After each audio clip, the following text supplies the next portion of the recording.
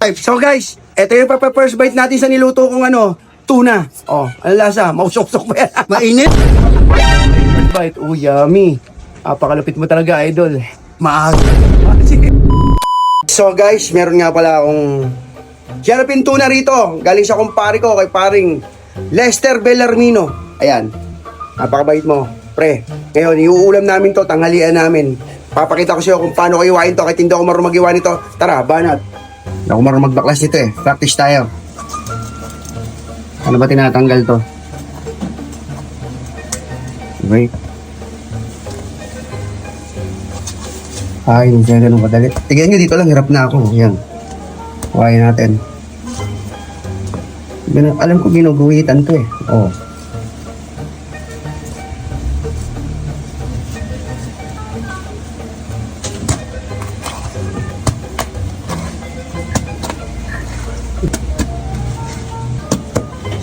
Yung kamay ko eh. Wala akong pantaga rito kagaya sa palengke. Di ba? Tinatanggal natin yan. Ganda. Ang ganda na binigay ni sa akin para Lester. Sariwang-sariwa. O, set aside muna natin to. Siyempre, hindi ako marunong magtanggal na asang. Gamitan natin ng kamay. O, di ba? O, okay. Respeto sa lahat na nagbibiyak nito. Hindi po ako marunong nito ah. Nila-practice ko lang. Okay, tapos ibiyakin sa ulo. Ano ba to? Ayan. O.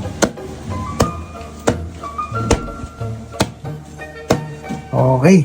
So, yun na nga sa part na yun, guys. Alam nyo naman, aminado ako na hindi talaga ako marunong mag-slice itong isda. Pero, itong isda ay kaya ko na mahugasan, syempre, di ba? Inilagay ko lang yan, tapos sinugasan ko lang maigi, guys. Yan, ganyan lang. Alisin mo lang yung mga dugo. Tapos, pagka minaalis mo na yung mga dugo, linisin mo lang siya maigi.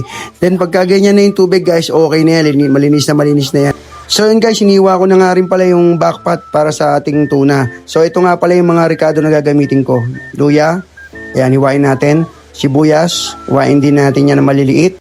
Bawang, hiniwa ko na rin cubes. Siyempre, kamatis. Masarap may kamatis dyan sa may ginataan. Di mawawala ang sile. At siyempre, ang pechay Tagalog. So yun guys, sa part na to guys, need lang natin paghalu-haluin ng ating mga ricado. Siyempre, inuna natin yung backpot, sinunod natin ang kamatis, bawang. So guys, sa part na to guys, yan, pagsama-samahin lang natin lahat ng ating ricado guys. Nga pala, napanood ko lang pala sa Facebook to guys, kaya ginaya ko lang. So ilagay na natin ang ating Jalapin tuna. Ayan, set aside lang, ayusin lang natin para maganda tignan. Siyempre, bildoran natin konting asin at nilagay ko na rin siling berde. Yan nga, silver swan, suka.